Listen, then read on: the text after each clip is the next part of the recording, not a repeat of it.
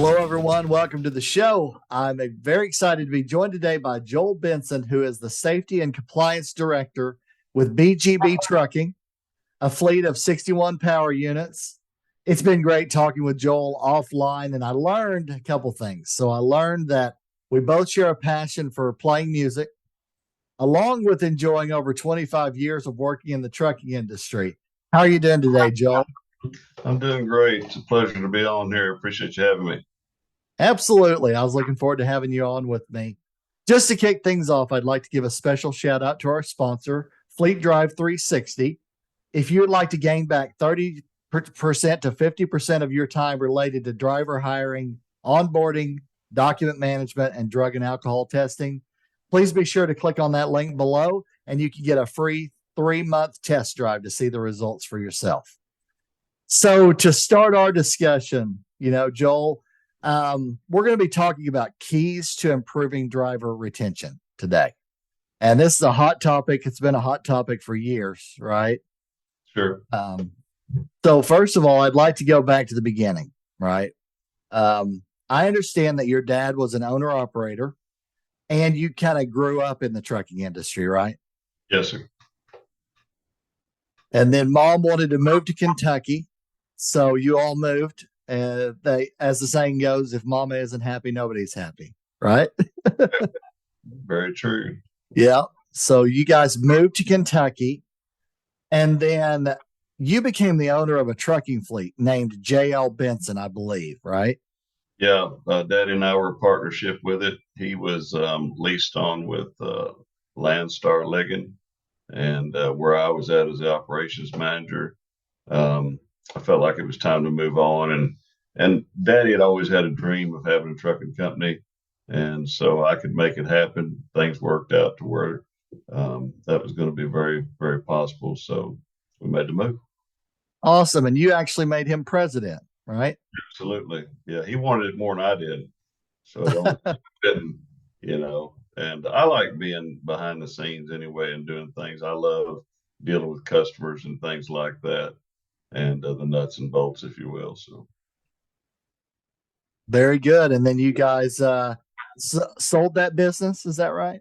well, I sold out to him eventually, and then moved into consulting and training, DOT consulting and training, and for about 3.5 years. And he went on during that time, and then he ended up just parking everything and sort of semi-retiring. No pun intended with semi, but then he went to work locally for the company that I'm at now, to where he could be home all the time, and just kind of worked out to the way he liked it. So That's awesome. I'm really lucky to have worked in trucking for 27 years now in the trucking industry. And it's an amazing industry. People from the outside honestly can't believe how big it is, right? But everything that we have around us, comes on a truck at some point, yeah, right? there's So so much involved with it. People, if you bring somebody in from a different occupation or different demographic or industry, you start talking trucking things, they have no idea what you're talking about. Even when you're trying to figure vacation time with mileage, if you work some kind of PTO program, I mean, it's very confusing to a lot of folks. yeah, there's a lot to it, between DOT working hours, off duty hours, ELD, compliance, staying up to date. I think I heard, if I'm not mistaken, there's like 7 different documents to make sure you're keeping up to date with, basically. Is that about right? Yeah, you need checklist upon checklists. Right. Like I run 3 calendars, and I think you need at least 4 or 5 reminders of what you should be looking at. All Absolutely. Yeah, no, there's a lot to it. There's a lot of moving parts, no doubt. And I also understand you played and sang at the Grand Ole Opry. Is that right? Yeah, many, many years ago. Yeah. How did that come about? A friend of ours was playing with the Whites at the Grand Ole Opry, and started doing some session work with them, and they're just one big happy family, man. They're just all very, very good people.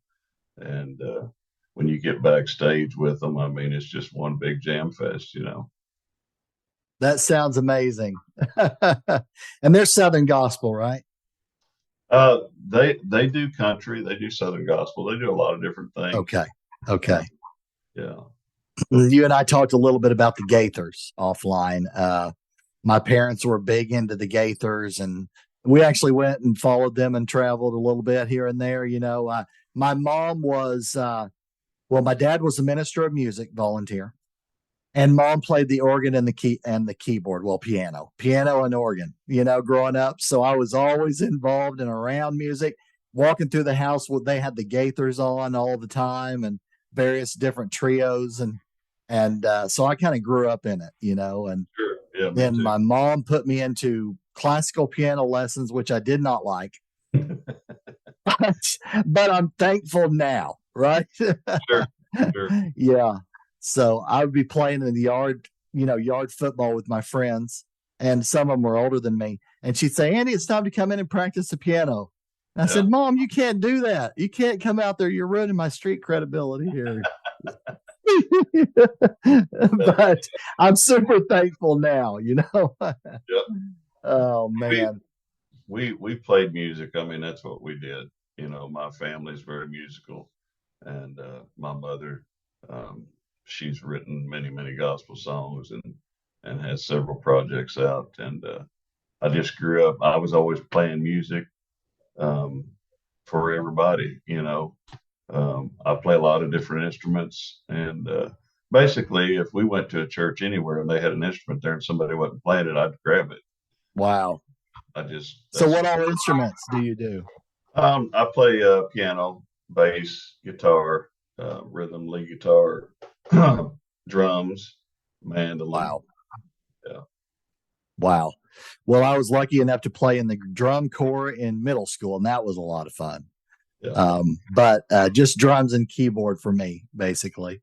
But man, to do all those instruments, that takes a lot of practice, and I would imagine a lot of patience as well. Well, for me, I mean, I've just been around great musicians, and just I'm like a sponge. If I get around something, I soak it up, and I've been very fortunate. And I started out playing drums when I was 5 years old. I could play a full set of drums. Really? And then I switched to the bass guitar. And I always told people that's what lazy people do. You know, when they quit wanting to play the drums, and play the bass, it's because they're getting worked too hard on the drums. So Yeah. that's always my story, you know. But I just love music. You know, my dad played bass and guitar. My mother played accordion, and she was very good on the accordion. And so I picked up a little bit from that. She played a little bit piano also, and so I've just been involved in it all my life, especially with church. You know, going different places and just I've been up on platforms and stages all my life. That's just what I've done. You know. That's awesome. I love it. And you're actually a volunteer pastor these days, also, right? Well, I'm actually the founder and CEO and pastor of the church. But yeah, it's all I don't take anything for it. Yes, it's all voluntary. All volunteer. Yeah. Yeah. Well, kudos for you for doing that. Um, it's got to be a lot of work, I would imagine. It is, but God's blessed me. You know, I've got a good career to lean on, and the people I work with, they're very good to let me do whatever I need to in that situation. They're Christians also, and if I have to go handle something, there's not even a blink of an eye. So That's awesome. That's awesome. Well, on to our main topic for today. I wanted to ask you, what are some of the key challenges you see in driver retention these days? well, you mentioned it before. I've been in this business all my life. Mm-hmm. And one of the things that drove me to the business was how well that I saw drivers treated back in the day. You know, I would call it like this. It wasn't really that dramatic, but rolling out the red carpet, I come up around owner operators, and when you went to truck stops and went to different terminals, things like that, I mean, you were treated like, like a family member that had came home, you know. You just don't see that anymore. So there's a couple things that I really focus on is appreciating, where's the appreciation at? Where's the Mm-hmm. camaraderie at? Yep. Um, I see it a lot even on the road. Used to, if a driver was coming up on another truck and that truck was about to get in a bind, they would signal them to come over, give way to them. Now they crowd one another. I think we've had a lot that's been lost with um, the atmosphere and the integrity in the business as far as even what they're expected now. They don't know what to expect. What used to make a good driver is not a good driver today. And so we've changed the demographics so much and we've been over-regulated. Not that regulation's a bad thing, but nobody else that I know of has been regulated the way that we've been regulated in the past, well, since 2010 to now. You know, it's just been an abundance, and they've had to pick up the pace and pick up the pieces and figure all this out with very limited training. It's just been through on them. And then when they go to shippers and receivers, they're treated like the scum of the earth, So I think appreciation, because you can throw money at things, and I see it all the time. Drivers jump, jump, jump, but the money doesn't satisfy them. You know, Right. appreciation is really where, for for my mindset, as a driver, I've got over 1 million miles myself driving. Um, you want to be appreciated. When they give you the load and they give you the responsibility of getting it there, you know, you want to be the best. You want to excel and work in excellence, and you want that to be recognized. You know, Yeah. I've Mm-hmm. got my expert on it, if you will. And I think that's what's missing. We've just made everything a number, and everything hits the bottom line, and I think we're missing out on that's the people that's important. Yeah, absolutely. You know, I did engineering in school and I went through this class, engineering management, right? And they did the hierarchy of needs of a person. Yeah, Number one was feeling appreciated. yeah, I believe it. I believe it. I mean, I believe it from my own experiences. If you don't feel a part and you don't feel appreciated, you're always kind of thinking, I wonder if there's something better out there, Yeah, you start right? with yeah, Yeah. So then, as far as driver retention, I think that plays a big, big part, no doubt about it. So, kind of on the flip side of the challenges and things, what do you think are some of the keys to closing that gap? I I think we've got to get back to really getting involved in the business. I don't know, most companies I would say are this way now. Um, we've got an app for everything, you know. So we app our way to dispatch. We app our way everywhere. The years ago you had check calls. Mm-hmm. I get it. They take up a lot of time. But when drivers are out on the road, they've left their families behind. You know, the companies become their families a lot of times. And Right. without that personal touch and communication, I think we're missing it. When we put everything electronically, we do not have human touch anymore. And I think that's the biggest problem and the biggest issue. For me, if a driver calls in, I don't care what their truck number is. I want to know who they are. You know, I may ask them later, if they have a question that needs to be something done with their truck, what truck number are you in? I can look it up, but, you know, I want to spend time with that driver because I know what it's like to be out there, and I really think that that's the biggest thing. We're in such a hurry, with dispatch, even with a breakdown. I mean, if you call in, everybody's so busy, it's like nobody wants to take that call, you know, and so you're like the third wheel, if you will, you know, or you're like the relative nobody wants around. And I think we've got to close that gap up. We've got to get back in touch with reality and get back to appreciating one another. you know, and really meaning it, not just words, you know. Yeah. Right. There has to be Yeah. some. Compassion, and trying to help people and not just look out for number one all the time, I think is a big part of it. Right. I have drivers that come in here and there's things that I handle for them that I shouldn't have to handle, but I know they don't have anybody else to do it, you know. Right. So I don't sit here and go, man, I hope I don't see them today. It's really a privilege to be able to be that for somebody, especially when you think about the time they spend away from home and what all they're dealing with on the road from, different traffic situations, um, aggressive drivers, um, things that go on a day to day thing. The stress level is through the roof. Yeah. I've heard some stories in recent years about the security gate people and the receiving dock people Yes, terrible, basically just really treating people badly. terrible. Yeah. And we've talked about, I've talked about on my show, I've had people on about driver recruiting. It's always been, well, for the last 15 years or so. And it's even been more so in recent years. Driver recruiting is a big deal. And Yep. then driver retention. I mean, you spend a lot of money bringing somebody in and retaining those people. And, I think there has to be some executive um, feedback to some of these local shipping docks, frankly, to say, you need to step in there and do something. Don't treat my people like that, because it can get bad from what I hear. It can, and I've seen it firsthand. And the flip side to that is you don't know what they just dealt with before you got there. Yeah.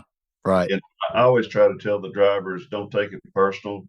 They may have just dealt with the worst individual that they've ever seen. And now everybody's that to them for a little bit. When you're a hammer, everything looks like a nail. Right. So Right.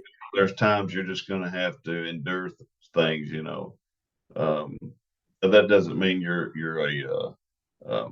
a punching bag. That doesn't mean that you're a floor somebody can walk on. But at the same time, you got to have a little bit of understanding too. You know, um, it's not all going to be like that. And I've been places where they treat you really, really well, and I've Right. been places that treat you really, really bad. And I won't name them, but I can tell you on a scale of 1 to 10 who's who. And it's always the same. So yeah, that conversation has to happen. And that's one of the things when I bid and talk with customers. I want to know the ins and outs of that. Do Right. we have a platform? If there's a problem, who do I go to? I don't want just an email. I want a person. Right. I want somebody to talk to that I know is going to go forward with it. Because by the time I get that message out to somebody, we've already had 20 trucks in there. Right. And Yeah, it's like you said, they might have had a bad experience on their side too, right? yeah, it's not always true, but having a relationship, a working relationship, a good one, a good working relationship, I think is important for everybody involved. So, yeah, I can see that there is some issues out there with certain places. I've heard it, yes. and I think that the titles turn at some point. When enough people get involved in trying to make it better. Don't And just gripe about it. yeah, Do something to try and make it a little better. we need regulation that doesn't just hammer the carriers. We need some regulation that speaks to shippers, receivers. Right. With the ELDs, we had them on their heels basically that a driver's time had become important and relevant all of a sudden. That's another big one. That sitting there waiting at the dock will wear you out. And it's a lot of it's needless in many cases, you Right. know, and the power that they have with it, they yield it and wield it over you. Some of them worse than others, but um, by them allowing personal conveyance to where you can leave whether you're laden or not, gave them an out and put all of it right back on the carriers and the drivers again. That was a mistake. Right. Right. Some things are argued wrong. We've got some hours of service issues that the wrong arguments have been made. They don't tackle the right things, but a lot of it's got to do with money. You've got your big organizations that are pushing certain things, and there's certain organizations out there that are fighting for the little guy. When you see the numbers on what makes up most of trucking companies, it's small, 1 to 3 trucking companies. Your big companies don't like that, but without them, I mean, there's no way to service it. And if we don't find a way to drive young people to our industry, because now it's to a point where it's kind of like Big Brother on steroids. I mean, you're tied to that vehicle. Anything you do in that vehicle is your responsibility. There is no free time. You are locked in. It's almost like a prison. You know, um, some things have to be changed, and it has to happen pretty quickly. Yep. Because as we was talking about offline, without trucks, you don't even have a way to clean yourself up. You know, Yep. Going to be big time economic issues yeah. if we don't have a vibrant trucking community and trucking supply chain. It's going to have major league effects on the economy, no doubt. So true. Yep. We take things for granted, and I think we've done that with this industry for too long. Right. Drivers are painted as not such a good picture. Not the picture I had. Is what drivers were, what I grew up with. Your general public doesn't see that. And if I could convey anything, that's what I would like to convey. Is the truth behind what I grew up in, what you grew up in, what I've come to love. Um, it's different than the public opinion. Right. Absolutely. Well, I really appreciate you coming on today and talking about the challenges as well as some really good advice on closing that gap and turning things in a different direction. So, thanks again for coming on with me today. It's my pleasure. I appreciate you having me. Absolutely. And, what are the best ways for people to get in touch with you and your company, Joel? So BGB Trucking Incorporated, we're out of Eddyville, Kentucky. We've got a website, www.bgbtrucking.org, which I thought was kind of funny because it's nonprofit. Oh, yeah. To be, it's not now, but yeah, you can look us up on our website, or you can give us a call. We're in the directory, I guess, if you will. We don't have phone books anymore, but yeah, you can look us up in Eddyville, Kentucky, and you can look us up on the web, and any search for BGB Trucking Incorporated in Eddyville. We've got a huge automated truck wash that can wash a tractor and trailer in 8 minutes. So yeah, we do a lot of services here. We have a full service shop, and then we pull dry vans, we pull flatbeds and pneumatic tankers. So stay pretty busy, try to. Absolutely. I bet you do. No doubt. I found you guys pretty easy when I put in, your name, and you have got a good presence on the web. So, well, that's going to do it for this show, Joel. It was great discussing this hot topic, key topic, really, with you. And I look forward to keeping in touch with you. Yes, sir. Me too. I appreciate it very much. Thank you. You bet. And that's going to do it for this episode of the Trucking Tower Podcast. Thanks for listening or watching, everyone. And we will see you again soon. Take care, everybody.